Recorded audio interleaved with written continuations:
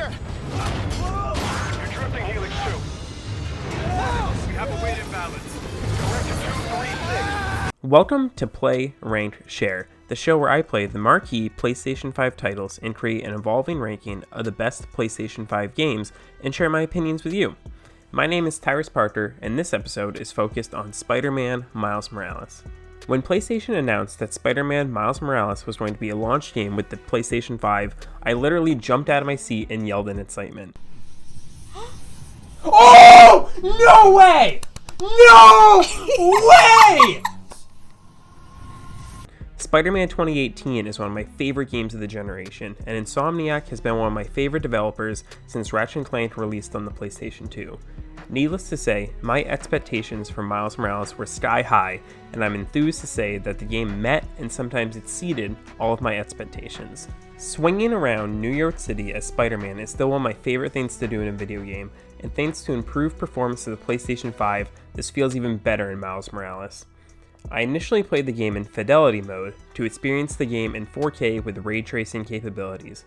However, halfway through I switched to Performance mode, which takes away some of the graphical bells and whistles so the game can run at 60 frames per second, and to me, this felt like the superior graphical setting. Traversing through the city at 60 frames per second felt so smooth, and this experience is enhanced through adaptive triggers, giving the slightest bit of resistance in the R2 button when Miles is swinging through the city. I also recommend wearing a headset when playing Miles Morales for the 3D audio. When close to the ground, I could pick up bits of conversations before the sound quickly disappeared as Miles kept traversing through the city. These small improvements made it so that I rarely used the fast travel feature, as I preferred to explore the city in between the story missions. Combat is also improved over Spider-Man 2018. This is largely a result of the new powers that are unique to Miles.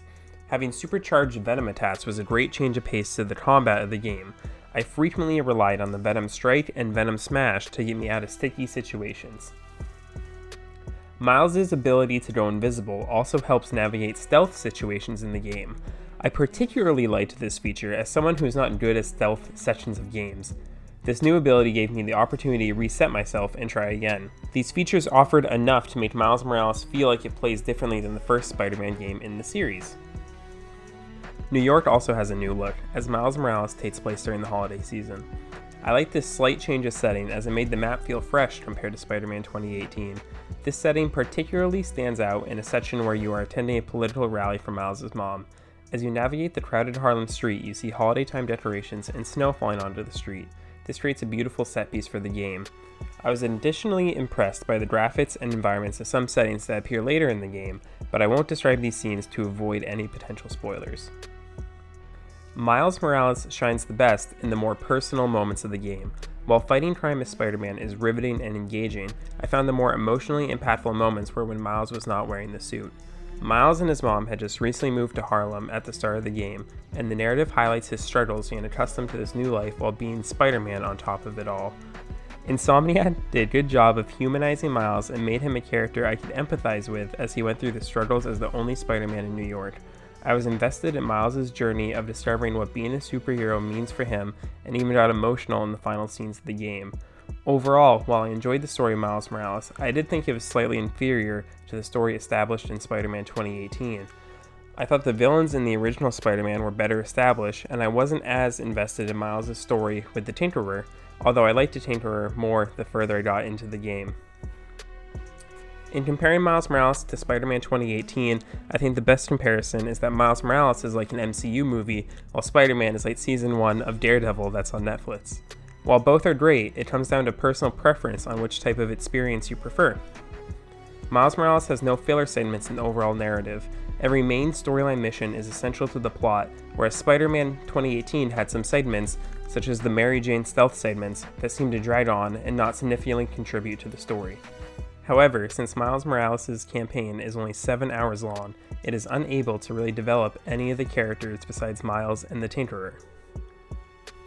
Spider-Man Miles Morales isn't only my favorite PS5 launch game so far, it is one of my favorite games of the year, period. It contains some of the best combat gameplay I've experienced, while also telling an engaging and emotional story. The game is beautiful, and the change to playing at 60 frames per second enhanced my enjoyment of everything I love from Spider-Man 2018. Spider-Man Miles Morales is an outstanding game, and I give it a numerical score of 9.5 out of 10. Currently, it easily ranks as number 1 on my list of favorite PlayStation 5 games. After I've completed the rest of the launch games for the PS5, I look forward to jumping back into Miles Morales and completing New Game Plus to get the Platinum Trophy. Miles Morales sets a high bar early in the generation for what PlayStation 5 games can be. While I still haven't completed games like Demon's Souls or Assassin's Creed Valhalla, I expect that Miles Morales will be a tough game to beat early on in these rankings due to the immense quality and also my personal preferences of what I like most in games. Thank you for watching this episode of Play, Rank, Share. Make sure to subscribe and ring the bell to be notified when future episodes are released. Reviews for The Pathless and Godfall will be coming soon, while reviews for Demon's Souls and Sackboy: A Big Adventure will be a little further away. If you want to see gameplay of Spider-Man Miles Morales, be sure to check out our video of it on our show, The Gamer Seat. What are your thoughts on Spider-Man Miles Morales? Let me know in the comments below, and until next time, don't stop sharing. Dude, put it on. I'll cover you.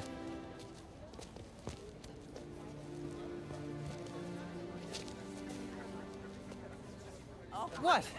Never seen a guy change clothes in Central Park?